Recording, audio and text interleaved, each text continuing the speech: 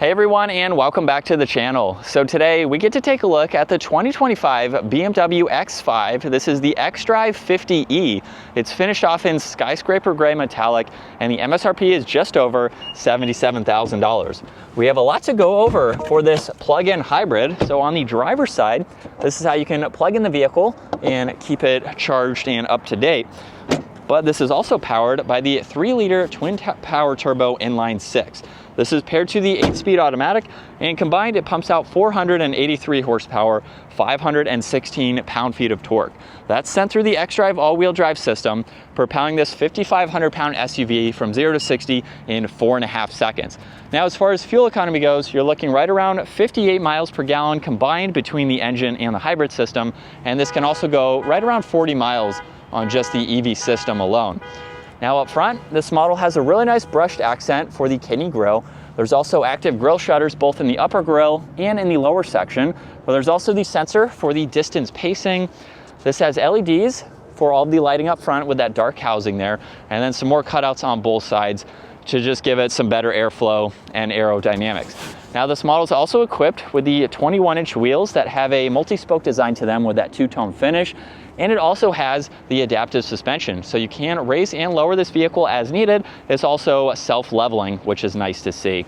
Now there's some more of the brushed accents on the mirror caps with the turn signal, full moonroof up top with more brushed accents for both the roof racks, the window trim, and that lower side skirt there. And then there's some nice lines that run down the side, just giving it a great look. Now this also has the body colored spoiler. There's a third brake light with the wiper blade, LEDs for all the lighting. There's the backup camera, all the parking sensors, and this can even tow right around 6,000 pounds or so if you opt it with the towing package. And then you can use the button on the key fob or the one up underneath to open up the lift gate. And with the X5, you have the tailgate that you can also open up individually. Now in the back for the X5, this is a large SUV, so you have a lot of space. You also get a little bit of space underneath the floor, where I use this to place groceries, so that way they can't slide forwards or backwards. It's a really nice divider to have for that, or for additional storage up underneath. You have this cover here, and you can also fold down the back seats too to give yourself a lot more space. And then you have one button where you can close both of those. You can also lock the vehicle too. Now if it does lock for whatever reason, you do have the proximity sensors up front, so you can use those and it will unlock the back doors. Now this also has the interior lighting, wood trim, all the leather and brushed accents. And then once in the back at 5'10", it's pretty spacious. You have storage pockets, you have the ability to attach and charge tablets. There's vents in the middle, all the climate adjustments with storage and auxiliaries. And then right in the middle, we have the armrest and a storage with cup holders there. And you can even fold down this middle seat if you need to. There's also the full moonroof too, which provides a lot more light. And then up front, there's memory seating adjustments, the window controls, side mirror adjustments, fuel cap release, and additional storage. And then a very nice set of front seats here. Now as we start this up, it's going to default to the EV mode. We have the leather steering wheel with the paddle shifters, cruise control settings on this left side. There's volume tuning, Bluetooth, and voice commands. And then there is some content that we can go through with the digital gauge cluster. Now it's not configurable, so the information on the left and the right side is going to stay fixed. You just look at what's in the middle, and you do have a few settings in the head-up display, so you can go through all of that. Now you do get storage on this left side with headlight adjustments. There's one air vent, and then with the infotainment system, you have quite a lot to go through. You have Apple CarPlay, Android Auto, interior lighting, a bunch of apps that you can monitor. There's also the split design for this home screen here. You can get into all of your climate adjustments, so you can easily go through all of that. Pull up the map in full screen, get into your music, and this model has heated seats and the heated steering wheel. You get air vents underneath that, volume tuning, and some defrosters. There's also wireless charging with storage, cup holders, and 12 volts. You have the dial down below, so you don't have to use this as a touchscreen system. And then you have the height adjustment for the suspension. If we put this into reverse, you get the backup camera there. And then you have a few different angles, just depending on how you would like to see. So basically that full screen or not. There's drive, sport mode, and park, and then traction control, parking sensors. When you push on this icon, this is how you can hold the battery charge. So right now it's at 6 miles. I would push on that and the fuel is going to charge the battery. And then you have a few different driving modes with sport and hybrid, along with just being in the electric mode. There's downhill assist, auto hold in the e-brake. You get storage in the armrest, as well as storage in the glove box, X5 interior lighting there, or the logo. You get garage door buttons, and then dome lights, and the adjustments for the sunshade and sunroof. And then you have a good bit of visibility. It's a large SUV, but you have a lot of glass to provide you that additional visibility. And we are still in sport mode. We'll just have it in the normal setting here. Give it a small acceleration. It also sounds pretty good too. It's not overly loud, but it gives it a nice tone for that engine. Now, let's also put it right into the EV setting. So I'll give it another acceleration,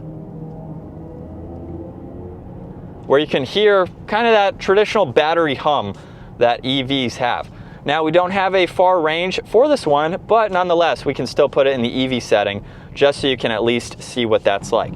Now, from personal experience, I haven't used just the EV system by itself in quite some time. I was in stop and go traffic for about a half hour one day, and I was like, oh, I'll just put it in the EV setting, and I was able to go through traffic without having the engine on. So a situation like that, I think it's really cool to have, so that way you don't have to run the engine. But you have the different options just depending on how you would like to drive. So you kind of learn how you want to drive it and when you want to use each setting when.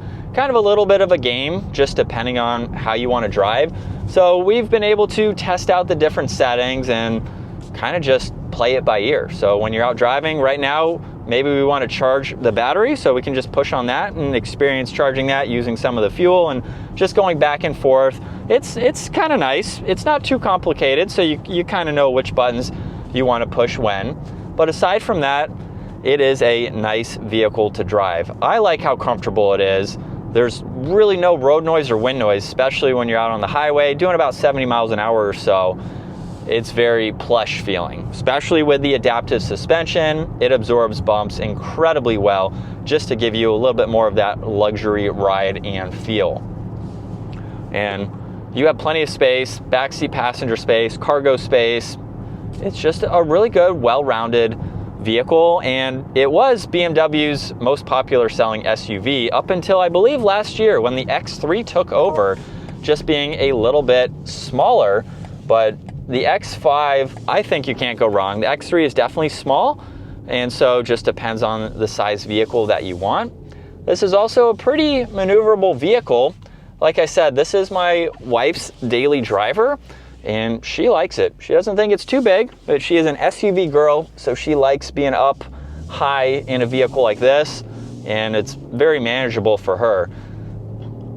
So, I mean, from our ownership experience, I would definitely buy another one at some point. It's not a vehicle that I'm planning to keep long term, but it's definitely fun to experience and get that luxury vibe and feel. But that is going to wrap it up for the 2025 BMW X5 xDrive50e. Once again, a huge shout out to Hendrick BMW Northlake for providing this for me today. Take a look at their website. Also give this video a huge thumbs up if you enjoyed it, and consider smashing that subscribe button so you can stay up to date with our daily uploads. I will see you all in the next video.